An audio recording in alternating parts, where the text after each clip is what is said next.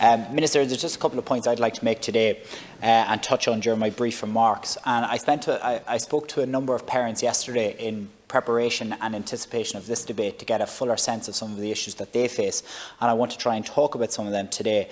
And the common theme that I got from a number of parents yesterday essentially is that every single child is unique.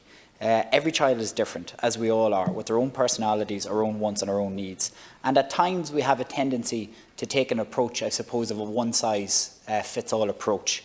And that's maybe not the right approach at the best of times. Every child must be assessed as an individual based on their own individual needs.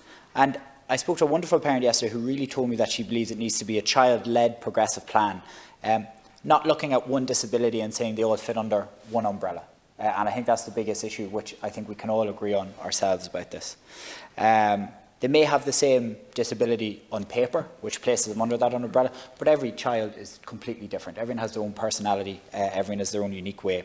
So that's the first point I wanted to make. The second of my 3 points essentially is that I believe, and I really do believe this, is that early intervention is really so crucial. The sooner you can start working with the child, the better the outcome is for that child and their family. But at present, we sometimes see we have a time of maybe 2 to 3 years of a waiting list for a child to get that first initial assessment. And while those 2 or 3 years, I wouldn't like to use the word, damaging, but it can be a strain on families for those 2 or 3 years, which could be used when they're working with that child to make life better for them as we go on. And indeed, the parent I spoke to yesterday suggested that after the initial assessment, there should be a follow-up assessment 6 months later, and then ongoing assessments as the needs of young children can change dramatically within that period of time.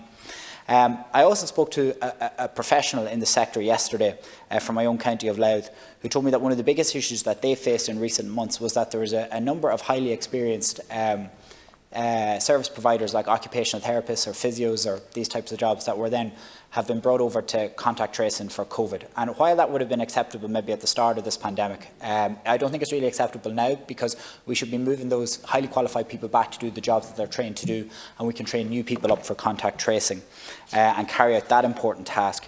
I also spoke with a parent from North Louth, right on the border, and my colleague there, Seanad Éireann, will agree with me when I say this in terms of the distances between it.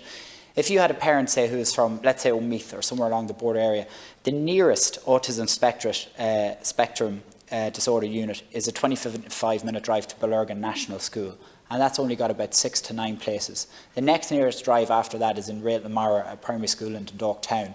So if you live anywhere along a border region in North Louth, you're travelling a considerable distance to get to the nearest unit. So I'd love at some stage in the near future to see a focused increase in providing more ASD units in rural areas, like the part of County Louth that I'm talking about.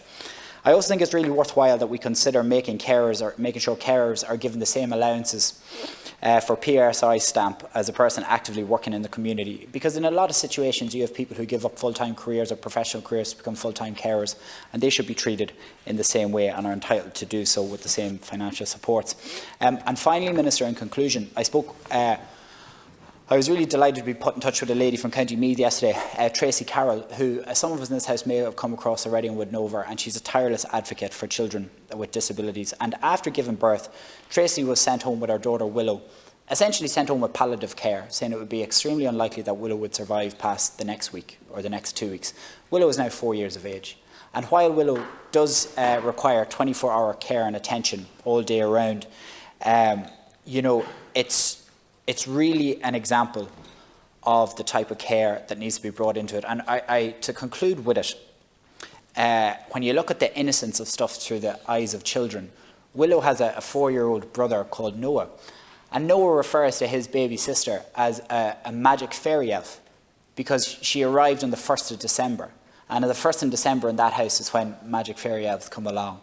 And isn't it wonderful that through the innocence of a child that they look at it like that? And it really struck me that when you look at it through those eyes of a child, and children with disabilities deserve their childhood as much as every other child. And I really think that's what we need to try and implement as much as possible. Thank you, Minister. Thank you, sir.